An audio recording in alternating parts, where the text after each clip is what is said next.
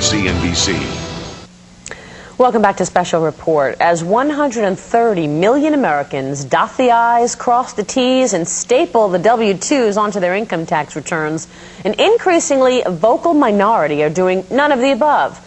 Using an argument known as the 861 position, these non-taxpayers, as they refer to themselves, are not paying an increasing share of the $300 billion that the IRS claims tax cheats cost the U.S. government every year.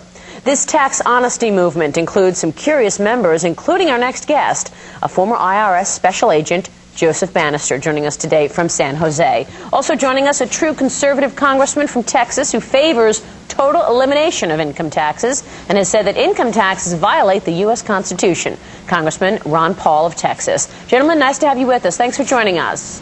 Thank you. Thank you, Maria. John, let me begin with you. You used to work for the IRS. What makes you say that most Americans don't have to pay income taxes?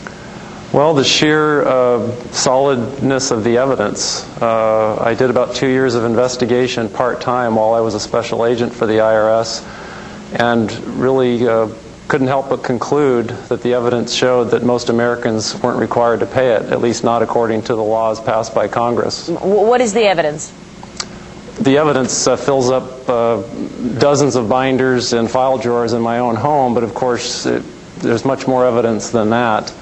Evidence about liability statutes, what form is actually required by Americans to file.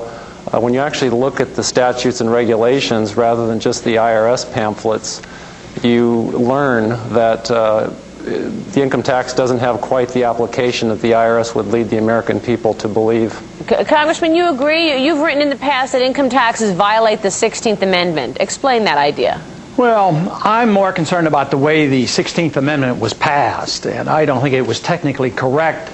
And I think Mr. Banister's correct, and technically we shouldn't have to pay the income tax. It's just that I've chosen a different tactic. I think that we should change it in a more deliberate fashion, and that's why I'm a legislator. But, you know, we have the tax problem, and it's going to be with us for a long time, but this is a consequence of the spending problem. So that's why I spend as much time on trying to cut the spending so there's no incentive to collect these taxes. That's our biggest problem. But the way the tax system is run, it's run roughshod over the people. We don't have due process of law. We're guilty until proven innocent. It's just a horrible system, and we have to do something. Even if we can't get to the point where there's a lot less spending, we at least have to collect revenues in a much better manner than the income tax. So do you sympathize with the estimated 1 million Americans who don't pay taxes based on principle? Oh, yeah, I sympathize with them because I know what they're up against. Some of them do it out of desperation. Some of them do it as part-time just to survive, to feed their families. And economically, they serve the country well because they have more income, they spend more money. But that means you're defying the law, and that's a challenge, and you have to depend on the courts. And I just haven't chosen to do it that way. I'd like to legalize what they're doing. Well, you're certainly not going to have much success as far as cutting spending over the next couple of years, right, with this administration? Oh, unfortunately, you're correct. I mean, we're back into the 1960s guns and butter. And there's not an entitlement that this Congress and this administration doesn't like, and there's not a foreign adventure that they seem to not to dislike. So we're embarked on endless spending, which means that's why right now you hear stories about adding more funds to the IRS, being more ruthless in collection, blaming it on the taxpayers. If they'd only pay their fair share, we could afford this government. But when you're running a $700 billion deficit, believe me, a little tinkering with the tax code isn't going to satisfy them. Yeah. Let me read you what the IRS had on its website just a couple of weeks ago, get you both to respond to this. It said the IRS is committed to identifying taxpayers who attempt to avoid their tax obligations by taking frivolous positions such as the Section 861 position. The service will take vigorous enforcement action against these taxpayers and against promoters and return preparers who assist taxpayers in taking these frivolous positions. That was posted on March 22nd, 2004. Joe, would you describe the IRS's approach to you as vigorous? Most certainly. The thing is that in my own manuals back when I was a special agent, the IRS, they compared tax avoidance to tax evasion. And tax avoidance, even according to the courts, is a legal method and something that people have a legal right and duty to engage in.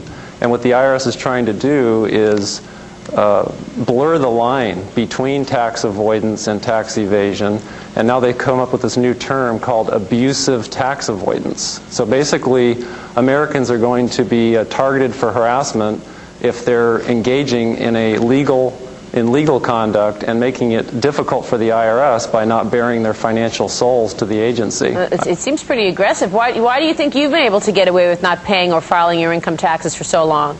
Well, first of all, I've not gotten away with anything. I'm not hiding from anyone.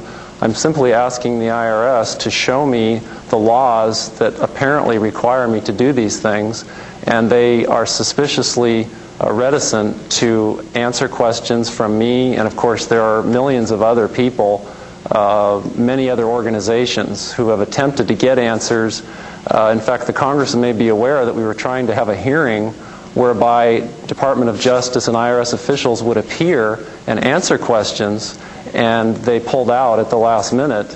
And so they act very suspiciously when asked to simply sit down at the table with the American people and discuss what their obligations are. Rather than pulling up a chair, they pull out a club. Yeah, that's really interesting, Joe. And Congressman, we also should add that the New York Times reported just today that for the 11,000 largest corporations, the chance of an audit has fallen by almost 50% in the last decade.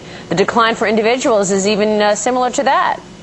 Yeah, I think that's going to change. They're going to try to reverse that, and that's why they've gotten more funds and more agents, and they guarantee there will be more audits. But there's no way that they can monitor the whole system. The system, in many ways, is based on trust and confidence that the American people are doing the right thing and spending the money correctly. But now there's a growing number of Americans that are sick and tired of it all. They don't believe that the entitlement system is going to work for everybody, and they don't believe in a lot of this foreign spending. So they're getting disgusted with it, and I think more people are trying to opt out.